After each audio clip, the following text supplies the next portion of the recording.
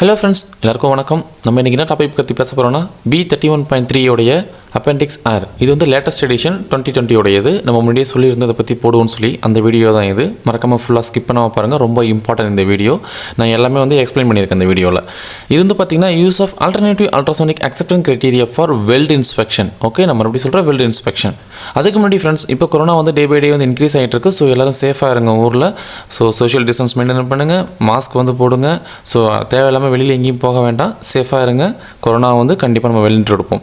இந்த Appendix R பார்த்தீங்கன்னா இது வந்து alternative fracture mechanics based acceptance criteria for ultrasonic inspection. இது வந்து நம்ம முன்னாடி டிஸ்கஸ் பண்ணியிருந்தீங்களா, பேரா வந்து 344.6 அதுக்கு ஆல்டர்னேட்டிவாக யூஸ் பண்ணக்கூடிய அப்பெண்டிக்ஸ் தான் வந்துட்டு இந்த ஆர். இந்த அப்பெண்டிக்ஸ் பார்த்தீங்கன்னா திக்னஸ் வந்து மென்ஷன் பண்ணியிருக்காங்க. என்ன திக்னஸ் பார்த்தீங்கன்னா ஈக்குவல் டு ஒரு கிரேட்டர் தென் 25 மில்லிமீட்டர் மட்டும்தான். அதுக்கு கீழே இருந்தால் என்னங்க பண்ணணும் அப்படி கேட்டிங்கன்னா, நீங்கள் நேராக 344.6.2 அதை நம்ம பார்த்துருந்தோங்களா, நீங்கள் அதை தான் யூஸ் பண்ணணும்னு சொல்லியிருக்காங்க இந்த கோடில். ஸோ நீங்கள் அதையே யூஸ் பண்ணிக்கோங்க. அதுக்கப்புறம் பார்த்தீங்கன்னா இதோட எக்யூப்மெண்ட் பார்த்தீங்கன்னா மெக்கானிக்கல் கைடட் ஸ்கேனர் தான் யூஸ் பண்ணணும்னு சொல்லியிருக்காங்க. ஸோ நம்ம எங்கெல்லாம் வந்து ஃபிக்ஸ்டு ப்ரோப் வச்சுட்டு கைடட் ஸ்கேனர் யூஸ் பண்ணுறோமோ அந்த இடத்துல வந்து இந்த ஃப்ராக்சர் மெக்கானிக்ஸை வந்து யூஸ் பண்ணணும். இதில் வந்து டேட்டா அனாலிசிஸ் வந்துட்டோம். நம்ம இந்த டேட்டா அனாலிசிஸ் வந்து பார்த்திங்கன்னா எந்த மாதிரி இண்டிகேஷன் இங்கே வந்து ரெக்கார்ட் பண்ணணும் அப்படின்றத சொல்லியிருக்காங்க. இது எப்படின்னா ஃபார் ஆம்ப்ளிடியூட் பேஸ்ட் டெக்னிக். நீங்கள் வந்துட்டு பல்ஸ் எக்கோ மெத்தட் PAUT பண்ணும்போது உங்களுடைய ஆம்ப்ளிடியூட் வந்து 20% ஆஃப் ரெஃபரன்ஸ் லெவல், நம்ம முன்னாடியே பேசியிருக்கோம். 20% ஆஃப் ரெஃபரன்ஸ் லெவல்லாம் என்னன்னு சொல்லிட்டு பார்க்காதவங்க என்னோட ப்ரீவியஸ் வீடியோ பாருங்கள், அதில் நான் சொல்லியிருப்பேன். இந்த ரெஃபரன்ஸ் லெவலோட 20% மேலே ஒரு ஆம்ப்ளிடியூட் வருதுன்னா நீங்கள் வந்து இன்வெஸ்டிகேட் பண்ணணும். இன்வெஸ்டிகேட் பண்ணிவிட்டு கோடு என்ன சொல்லுதோ அதை அப்படி நீங்கள் ஃபாலோ பண்ணுங்கள். நான் ஆம்ப்ளிடியூட் பேஸ்ட் டெக்னிக் வந்துட்டு பார்த்தீங்கன்னா 4 மில்லிமீட்டர் லென்த்து கொடுத்துருக்காங்க. ஸோ ஒரு இண்டிகேஷன் வந்து நீங்கள் 4 மில்லிமீட்டருக்கு மேலே லென்த் வந்து மெஷர் பண்ணிங்கன்னா நீங்கள் கண்டிப்பாக ரெக்கார்ட் பண்ணிவிட்டு இண்டிகேஷன் வந்து அக்செப்டன்ஸ் கிரைட்டீரியா பாருங்கள், அக்செப்ட் ஆதா ரிஜெக்ட் தான் சொல்லிட்டு. அடுத்து நம்ம பார்க்க போனோம்னா surface indication, subsurface indication. Surface indication எதுனா எந்த ஒரு இண்டிகேஷன் வந்து உங்களுடைய சர்ஃபேஸோட கனெக்ட் ஆகிடுச்சோ அதை நீங்கள் டேரெக்டாக சொல்லிடலாம் சர்ஃபேஸ் இண்டிகேஷன். அதில் எந்த விதமான குழப்பமும் இல்லை. இப்போ சப்சர்ஃபேஸ் இண்டிகேஷன் போகும்போது அதில் ஒன்று இருக்குது. சப்சர்ஃபேஸில் இருந்தாலுமே நியர் டு சர்ஃபேஸில் இருக்கும்போது நம்ம சர்ஃபேஸாக கன்சிடர் பண்ணணுன்றது கோடு சொல்லுது. அது அந்த இண்டிகேஷன் இப்போ நம்ம பார்க்கலாம். இப்போ வந்து இந்த இண்டிகேஷனுடைய ஹைட்டு பார்த்தீங்கன்னா நான் 4 மில்லிமீட்டர்னு மெஷர் பண்ணியிருக்கேன். இந்த 4 மில்லிமீட்டருடைய 50% எனக்கு தெரிஞ்சாச்சு 2 மில்லிமீட்டர் சொல்லிட்டு. இப்போது என்னோடய சர்ஃபேஸ்லேருந்து என்னோடய இண்டிகேஷனுக்குள்ளே கேப் பார்த்தீங்கன்னா 2 மில்லிமீட்டர் ஆர் லெஸ் தென் இருந்துச்சுன்னா அதை வந்து நான் வந்து சர்ஃபேஸ் இண்டிகேஷனை தான் கன்சிடர் பண்ணணும். இல்லை அதுக்கு மேலே வருது அப்படின்னா அது சப்சர்ஃபேஸ் இண்டிகேஷன். உங்கள் இண்டிகேஷனை வந்து நீங்கள் ஃபஸ்ட்டு சைஸ் பண்ணுங்கள், உங்கள் ஹைட் என்னன்னு சொல்லிட்டு மெஷர் பண்ணுங்கள். அந்த மெஷர் பண்ண ஹைட்டு வந்து தனியாக ஒரு பேப்பரில் எழுதி வச்சுக்கோங்க. நான் என்ன பண்ணியிருக்கேன்னா 4 மில்லிமீட்டர்னு சைஸ் பண்ணிட்டேன். இப்போது என்னுடைய சர்ஃபேஸ்லேருந்து என்னுடைய இண்டிகேஷன் எந்த இண்டிகேஷனுடைய டாப் சர்ஃபேஸோ இல்லை பாட்டம் சர்ஃபேஸோ நியர் டு சர்ஃபேஸ் சைடு இருக்குதோ அந்த சைடில் உள்ள கேப்பை நான் மெஷர் பண்ணுறேன். இப்போ எனக்கு எவ்வளோ வந்திருக்கு, 1.5 மில்லிமீட்டர்னு வந்திருக்கு. இப்போது என்னுடைய இண்டிகேஷனுடைய ஹைட் அளவு 4 மில்லிமீட்டர். இப்போ ஆஸ் பர் ஃபார்முலா படி பார்த்தீங்கன்னா 0.5 இன்ட்டு ஹைட் ஆஃப் த ஃப்ளா அப்படி போடும்போது 2 மில்லிமீட்டர் தான் எனக்கு வந்துச்சு. இப்போது கேப் எவ்வளோ இருக்குது, 1.5. இப்போது கோடு என்ன சொல்லுதுன்னா அந்த gap equal to or less than 2 millimetre இருந்துச்சுன்னா நீங்கள் கண்டிப்பாக அந்த சர்ஃபேஸ் இண்டிகேஷனை தான் கன்சிடர் பண்ணணும். இல்லை அந்த கேப் வந்து பார்த்தீங்கன்னா 2 மில்லிமீட்டருக்கு மேலே இருக்குது, மேபி 3 இருக்கலாம், இல்லை 4 இருக்கலாம், 5, 10 எவ்வளோ இருக்கலாம். அப்படி வரும்போது அது சப்சர்ஃபேஸ் இண்டிகேஷனை தான் நீங்கள் கன்சிடர் பண்ணணும். அடுத்து நம்ம பார்க்க போகிறதுனா மல்டிபிள் ஃப்ளாஸ். இந்த மல்டிபிள் ஃப்ளாஸ் வந்து என்னன்னு தெரியல, நிறைய பேருக்கு பயங்கர கன்ஃபியூஷனாகவே இருக்குது. அது அந்த வீடியோ நம்ம கிளியராக பார்த்துடலாம். இப்போ என்னென்னா 2 இண்டிகேஷன் வெல்டுக்கு பேரலாக வந்து ட்ராவல் ஆகிட்டு இருக்குது. அப்போது அந்த 2 இண்டிகேஷனுக்குள்ள கேப்பு பார்த்தீங்கன்னா equal to or less than 13 millimetre இருக்கலாம், அப்படி இல்லைனா ஆஃப் ஆஃப் த திக்னஸ் இருக்கலாம். இப்போ இதை எப்போ சூஸ் பண்ண கரெக்டாக சொல்கிறப்ப உங்களோட ஜாப்போட திக்னஸ் பார்த்தீங்கன்னா 20 மில்லிமீட்டர். இப்போது 20 millimetre of of the thickness அளவு 10. இப்போ இன்னொரு கோட் நான் சொல்லியிருக்க டேரெக்டாக 13 கொடுத்துருக்கான். இப்போ என் கையில் வந்து 13 இருக்குது, இன்னொரு ஹேண்டில் வந்து பார்த்தீங்கன்னா 10 இருக்குது. இப்போ என்னோடய கேப்பு பார்த்தீங்கன்னா 10 தான் நம்ம எடுக்கணும். ஏன்னா விச் எவர் இஸ் லெஸ் கொடுத்துருக்காங்க அதில். இப்போ 10க்கு கம்மியாக இருக்கலாம், இல்லை ஈக்குவல் அப்படி இருந்துச்சுன்னா அதை சிங்கிள் ஃப்ளாவாக கன்சிடர் பண்ணணும். அப்படி இல்லை எனக்கு வந்து ரொம்ப அதிகமாக போகுதுன்னா அது செப்பரேட் ஃப்ளா தான். இப்போது உங்கள் 13 எப்போ எடுக்கணும்னா உங்கள் ஜாப் திக்னஸ் வந்து 50 மில்லிமீட்டர் இருக்குது. 50 மில்லிமீட்டர் இருக்கும்போது உங்கள் ஆஃப் ஆஃப் த திக்னஸ் அளவு 25. என்னோட ஒரு ஹேண்டில் வந்து 25ம் இன்னொரு ஹேண்டில் பார்த்தீங்கன்னா 13 இருக்குது. இப்போ இதில் எது லெஸ் 13. ஸோ நான் 13 எடுக்கணும். 13 ஆர் லெஸ் தென் கேப்பு இருந்துச்சுன்னா இது வந்து சிங்கிள் ஃப்ளா. இப்படி இல்லை அதிகமாக இருக்குன்னா அது வந்து செப்பரேட் ஃப்ளா. ஒரு 2 இண்டிகேஷன் வெல்டோட ஆக்சிஸ்க்கு போயிட்டுருக்குது. அதுக்கூட கேப்பு பார்த்தீங்கன்னா லெஸ் தென் எதுலனா எந்த இண்டிகேஷன் ஹைட்டு அதிகமாக இருக்குதோ அந்த இண்டிகேஷனை விட கேப் வந்து லெஸ் தெனாக இருந்துச்சுன்னா அது வந்து சிங்கிள் ஃப்ளா.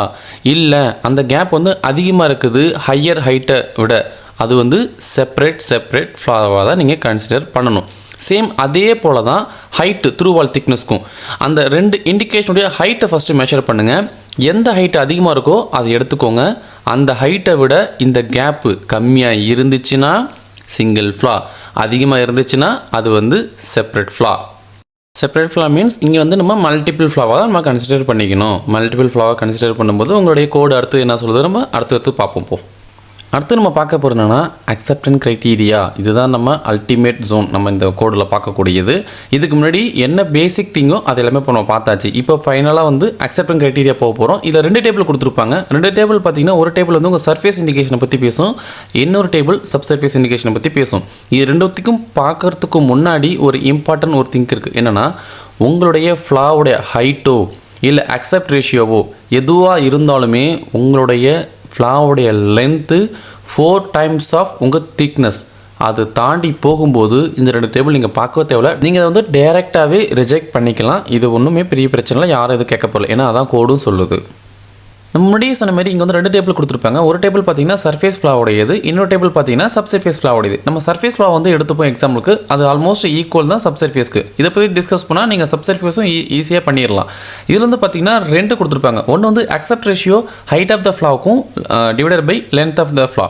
இன்னொன்று பார்த்தீங்கன்னா h/t உங்களுடைய height divided by through wall thickness நீங்கள் பண்ணும்போது உங்களுக்கு ஒரு வேல்யூ கிடைக்கும்.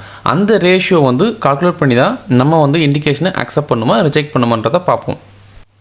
இப்போ இதில் பார்த்தீங்கன்னா ஒரு எடுத்துக்காட்டுக்காக நான் சொல்கிறேன். என்னோடய ஜாப் திக்னஸ் வந்து 25 மில்லிமீட்டர். இப்போ நான் ஒரு இண்டிகேஷன் வந்து பிடிச்சிருக்கேன். அந்த இண்டிகேஷனுடைய ஹைட்டு பார்த்தீங்கன்னா 3 மில்லிமீட்டர், லென்த்து பார்த்தீங்கன்னா 20 மில்லிமீட்டர்.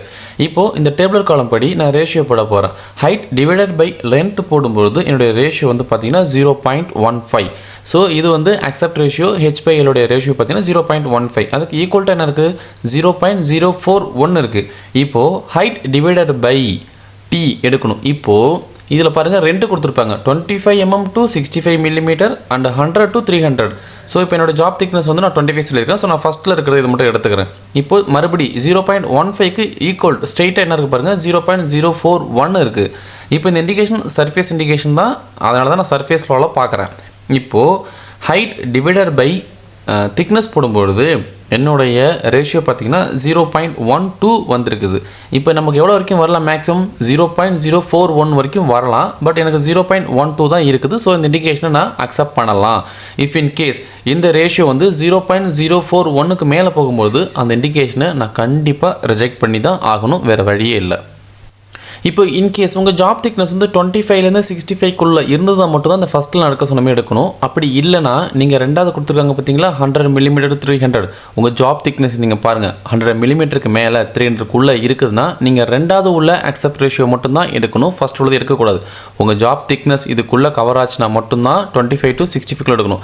என்னங்க இப்போ 65லேருந்து 100க்குள்ளே இருந்துச்சுன்னா என்ன பண்ணணும், அதுக்குள்ளே கொடுக்குறது பார்த்தீங்களா, அதுக்கு வந்து தான் லீனியர் இன்டர்போலேஷன் இங்கே வந்து நீங்கள் யூஸ் பண்ணணும். இப்போது 2 லீனியர் இன்டர்போலேஷன் இருக்குது. ஒன்று பார்த்தீங்கன்னா 0.05 இருக்குது, 0.10 இருக்குது. இப்போ இதுக்கு பிட்வீன் கேப்பில் வந்து பார்த்தீங்கன்னா 0.06, 0.07, 0.089 அப்படி இருக்குது இல்லைங்களா. இப்போ இந்த வேல்யூ எப்படி கண்டுபிடிக்கிறது, அதுக்கு தான் நீங்கள் லீனியர் இன்டர்போலேஷன் யூஸ் பண்ணி தான் ஆகணும். இப்போ 65க்கு மேலே 100க்கு உள்ளே இருக்கிற திக்னஸ்க்கு யார் வந்து சொல்லுவா இந்த ரேஷியோ, இதுதானே உங்கள் டவுட்டு. இப்போ கீழே பாருங்கள், அவங்க அந்த திக்னஸ் ரேஞ்சுக்குள்ளே இருக்கிறதுக்கு நீங்கள் லீனியர் இன்டர்போலேஷன் யூஸ் பண்ணிக்கலாம் அப்படின்றத கிளியராக டிஃபைன் பண்ணிட்டாங்க.